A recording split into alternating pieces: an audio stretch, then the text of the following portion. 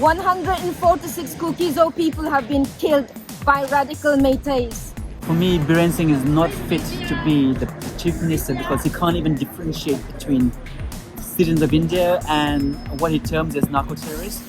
Brothers and sisters, we are here together to stand with honesty, integrity, unity and solidarity with our brethren in Manipur. It is an attempt to wipe out an entire people group. 41,425 persons have been displaced from their homes in relief camps. I mean, I think it's the logical conclusion of what's happened in India. I mean, not just in 2014, but particularly since 2014. And if the Hindi white regime is not checked, these kind of things will become more and more common. Essentially for us, it would be a death trap to go back to Imphal.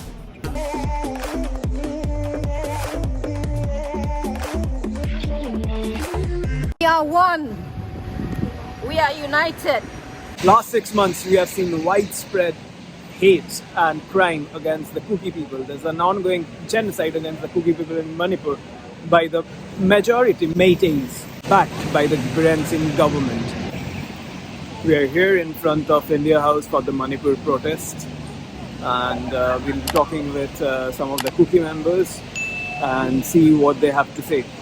So today we are standing in solidarity with our brethren back in Manipur, and we are here to speak about the situation in Manipur, the northeast of India, particularly the persecution which is being faced by our community, the Kukis community in Manipur. Brothers and sisters, George Orwell once said, "We are living in a world in which nobody is free, and in which hardly anybody is secure, and in which it is almost impossible to be honest and to remain alive."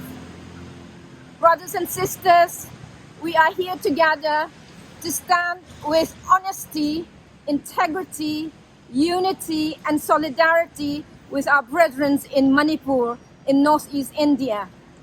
Since May, our Kukis community have suffered human rights violations. 146 Kukis people have been killed by radical Meiteis. Over 200 villages have been burnt. Over 7,000 houses have been burnt and destroyed. Over 360 churches and synagogues have been burnt. 41,425 persons have been displaced from their homes in relief camps. In the last 24 hours, there have been further incursions into Mera, which has rendered many innocent villagers homeless. Properties have been looted, vehicles destroyed, church money looted, shops vandalized. In Senam village, also similar destruction occurred. Homeowners' land deeds have been destroyed. The impunity with which these aggressors have acted indicates the level of confidence and patronage they have received from their leaders. We call on all people to join us in calling out the human rights violations perpetrated against the minority ethnic Kukis community in Manipur. We request the Indian government with Prime Minister Modi to act now and stop the continuing acts of violence and injustices against the Kukis community in Manipur. We request the Prime Minister and Home Minister to urgently act to redress the victims. We ask for the bodies of Kukis victims still lying in the mortuaries to be transferred to the local Kukis areas for proper burial arrangements. Grieving families are still waiting to receive their loved ones for the last 6 months. We ask for relief aid to be prioritized to relief camps where thousands of displaced people are still residing since May. There is lack of facilities. Basic sanitation is lacking for the numbers accommodated in these camps. Those who need medical aid are left with significant gaps due to lack of resources and provision. There are pregnant women, nursing mothers, newborn infants, for whom Nutritional lack is becoming great concern. Primary immunization and other health needs to ensure or prevent common illnesses are lacking. So, what do you think about the genocide which is happening in Manipur right now?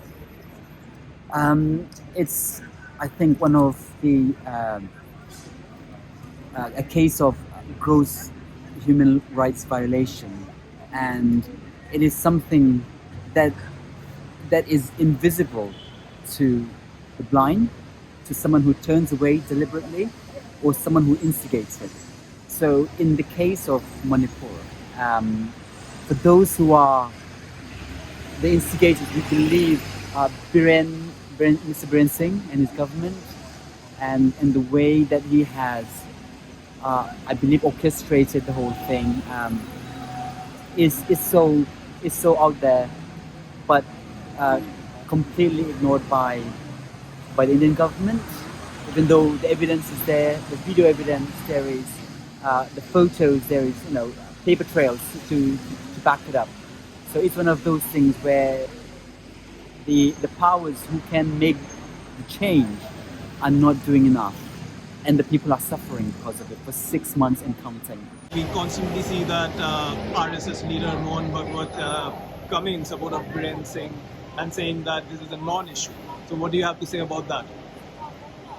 What we have to say is that from our experience now, which has been going on for 6 months, people have been persecuted. And this level of persecution could not have happened without some level of involvement of the various machineries in the states. I mean, I think it's the logical conclusion of what's happened in India. I mean, not just in 2014, but particularly since 2014. And if the Hindi right regime is not checked, these kind of things will become more and more common. So it's very important we mobilise about it and try and stop it, both from the point of view of human life, but also from the point of view of stopping the Hindutva regime in its tracks. Why do you think that the BJP government is supporting the Meiteis in this issue? I can only say because it is part of the same government. Maybe there are reasons bigger than bigger relationship between the central government and the Manipur government. I mean, it's incredible for a country which wants to be a superpower in the next 10-20 years to be ignoring what is going on, the gross violation of human rights in Manipur, in a small state, and expect the world to not notice and to go on as if nothing happened. So I can't say what it is, but I truly believe that there is something deeper, a deeper connection between the central government and the Manipur government. What do you think about Prime Minister Modi? Because he hasn't come out with any statement. Like when those women got paraded naked, that is when he said something, but that is also was kind of a deflection politics. So what do you have to say about the Prime Minister of India on this issue? The violence and aggression towards Kuki people have been going on since early May, and Prime Minister Modi only made those comments, a very brief comment, after the video went viral. There was silence from his side, and since that comment, he hasn't made any attempts to, raise the awareness or raise the issues or even offer any sympathies to the Kukis people in Manipur. And that is where the situation is. And it's fair to say we are aggrieved about that because he is the Prime Minister of the country. He's the leader of the majority party that is in governance in India. And the silence from him is deafening, and it really hurts us.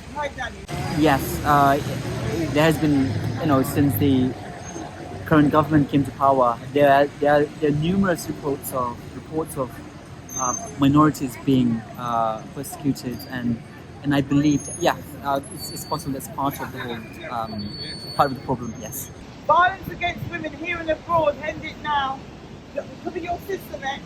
Mera Paibis also. They were seen as a beacon of hope, but they are also on ground saying rape Kuki women and all of these things. What do you have to say about that? As you say, Mera Paibis were known as torchbearers for the community, and they were looked up to not just by Meiteis but also other communities. But it's become a great shame that in this current conflict that they have been unable to hold on to the integrity that they used to have. And we do have evidences which have been captured on camera and elsewhere that they have been aggravating the violence, particularly against women, and that is, we do have evidence of that. The internally displaced peoples have been failed. The education for primary, secondary school students are an ongoing concern. And for postgraduate students, there is a lack or absence of alternative arrangements, and this is glaring. We are thankful to some of the other state governments who have generously accommodated Kukis students in their universities. We appeal for more Indian state governments to help our students in continuing their professional education and development. Each student provided for will be a boon to the future of the nation and for humanity. Aldous Huxley said, "The propagandist's purpose is to make one set of people forget that certain other sets of people are human." So we are appealing to all with the words of Desmond Tutu. Do your little bit of good wherever you are. It's those little bits of good put together that overwhelm the world. Over 41,000 people have been displaced in various relief camps in Manipur and also outside of Manipur. They are safe because they have escaped to these places. If they were in their own villages now, I do not think they would survive. So that is the fact of the matter at the moment. At this point in time, we are unable to go back to Imphal, those who live in Imphal, and also we are still waiting for our dead bodies victims, which are still lying in the morgues in Imphal, and no arrangements have been made. So essentially for us, it would be a death trap to go back to Imphal. Everyone's turning a deaf ear towards the Kuki problem. So what are your next steps? This is a difficult one. We're hoping. We've been crying for 6 months and counting, like I said, that we're hoping that someone who can make these changes. We are a small number today. It does not make the human rights violation any smaller. So we are hoping that someone who can make the difference would say something, would do something, and make a difference. Otherwise, the attacks will keep happening, and I'm worried actually as Christmas approaches. It's a big deal for tribal Christians, and this might be a time when another big attack might happen, like it's been happening recently in Mera as well. So unless something is done, which will require a political will for the government, for those in power, to do something to put an end to it. One thing would be a president's rule. I think that will solve some of the immediate problem. Obviously, there are historical issues with the geography of Manipur. There are political history in Manipur, and Kukis people have been residents in Manipur for many years, and this is well evidence and validated in the various sort of research and various sort of literature that we have since the time of the British colonial rule. And people have lived together through the various challenges that we faced as people in Manipur together. And so the current situation or the recent situation with this pogrom, which is committed towards the Kukis, is something that is very surprising and shocking to us. But looking back at some of the events that are happening, it's clear that there has been some pre-planning to target Kukis communities. What do you think about the Meitei narrative that these attacks are happening because they don't consider Kukis as Indians, they consider them as foreigners? Yeah, absolutely. So that's one of the things. So for me, Biren Singh is not fit to be the chief minister because he can't even differentiate between citizens of India and what he terms as narco-terrorists. To label an entire people group as narco-terrorist is at best ignorant, and at worst it is an attempt to wipe out an entire people group. So in terms of the Kukis people group being left to defend on its own, we have been fighting this for a long time, and we feel we're getting tired, but the fight has to go on. As it stands, the Kukis people who have been persecuted are not safe to return to their own villages. They have moved away from these areas to relief camps. There is a clear geographical separation. It will not be possible for Kukis people to move back into Imphal or the vicinity. So I think in reality that is what we are seeing. It has never been this intense. There has been issues in the past, but this has to be one of the most intense, I would say, pre-planned and with real intention to not just physically wipe out the Kukis population, but there has been recent videos that emerged in the video about burning books and history. So that is telling of the intent of the Meitei people in the Meitei government, actually. What's your views on the Meitei demand for SC status? They can demand that, that's fine, but I don't think we can be part of Manipur anymore. In the way that they have treated us, they don't even treat us as part of Manipur, which is fine for them if they want to carve themselves a new state. And I truly believe this because they have pushed us away, not just physically, but emotionally, and cut any ties that we've probably had in the past. So in their own land, in their own state, they demand whatever they want. I have no problem with that. Do you think separate administration is the only option left? I would say so, because there is no way.